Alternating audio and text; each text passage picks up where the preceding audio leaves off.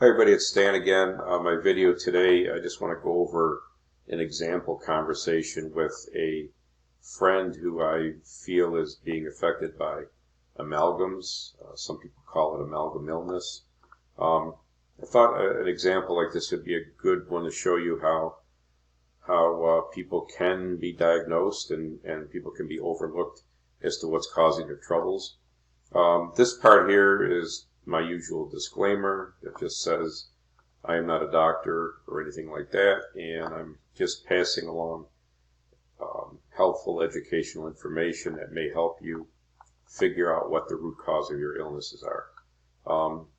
This section here, this is a website I'm still working on. I've been lazy. You can subscribe there and stay in touch if you like. My goal is to open our minds to other possibilities as to why we're ill. If we believe something and it's incorrect, we will never find the true root cause. So these are the key things. When people do approach me, I'm in a lot of different groups and they ask for information and help because everybody's trying to get to the bottom of things. These are the key things I talk to people about so we don't overlook it. MTHFR is huge. Even taking certain fish oil supplements could cause toxic issues. If you have amalgams, you do need to remove them. You can't continue on having daily mercury poured into your body. Other issues are big now: lyme, mycotoxins, mold, fungal things. It all makes this whole thing even harder to sort out.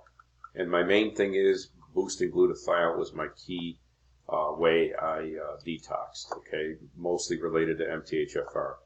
I did not do any other major protocols, okay. I'll talk about protocols in other videos.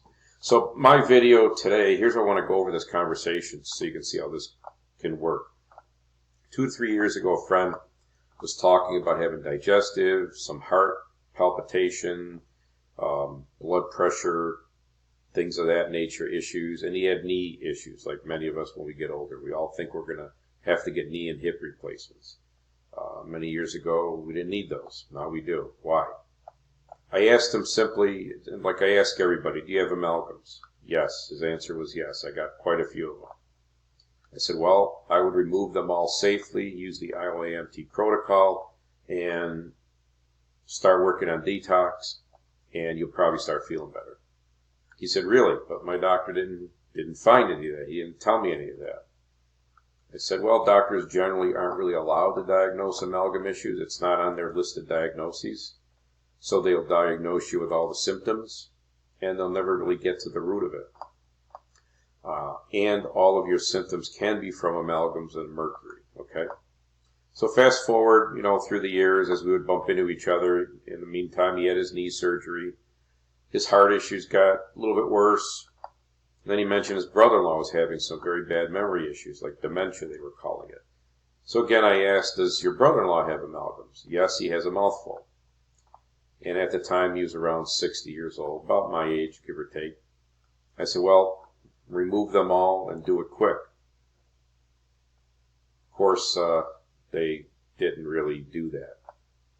July 2020, ran into my buddy again just a couple days ago, which prompted my thought to do this video.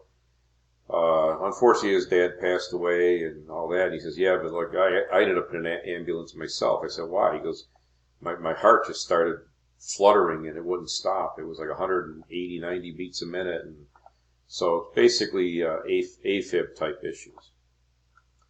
He mentioned his brother-in-law's getting worse fast. Okay, I talk about in my videos, you don't want toxic levels to build up to the point where your body can't fight it anymore. We don't know where that is for each of us. We're all different. And it's like a tipping point. Once you hit that tipping point, you can get worse fast. Okay? The older you get, the harder it's going to be. Okay? So again, I told my buddy to take his amalgams out. Now here's the thing that I run into a lot.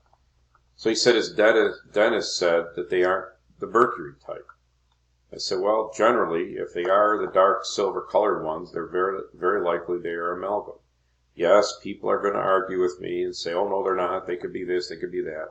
But what I found out, as an example, the dentist may be stating that they aren't amalgam because the dental system Dental Association, whatever, maybe putting, like, say, less mercury in them now, and they define them as non-mercury because the levels are so low. Okay, well, levels, in my opinion, don't mean anything, and my levels were all low.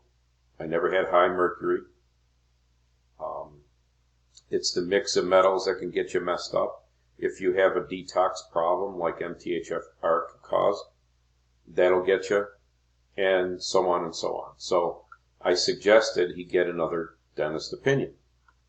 My buddy said, yeah, good point. My first heart doctor was no help, but the second one found things, so maybe his dentist isn't quite right. So I guess my point in this video is this is a very typical story. I've repeated it hundreds and hundreds of times. I know many people, friends, family, people I don't know, people I meet online. First question, do you have amalgams? Have you ever looked at MTHFR? And answer is no, or yes, I do have amalgams, and I don't know what MTHFR is. Okay. So it could be as simple as removing your amalgams to start turning your health around. Personally, I had one left in me that was killing me. I had probably 10 to begin with. I forgot about the one that I had left. It was in there, and probably over the course of 10 years or so, symptoms after symptoms and more symptoms and getting me worn out, started affecting my mind really bad, my cognitive ability, and removing it was like unplugging a bad thing in my body, like removing turning a switch. That's how I felt immediately upon removal. So I just want to give an example story like this. I don't know if this helps people understand better how this all works and how you can diagnose. Nothing against the doctors. They're doing what they're trained to do. You need to think out of the box. You need to open your mind. You need to look at other possibilities and things like that to get to the root of your problem. We were not designed to be sick like this. And as I say many times, I believe that a lot of this is intentional. They know what's going on, and if we figure it out, we get well. I personally reversed many disease symptoms, many dozens of symptoms, and they could be anything like constant sinus, chronic earaches, things like that. You don't realize that they're related to amalgams, for instance, but they are. Allergies, tons of allergies, things like that. Those are just some of the lighter symptoms. The more severe symptoms start getting into cognitive issues, affecting your organs and stuff like that.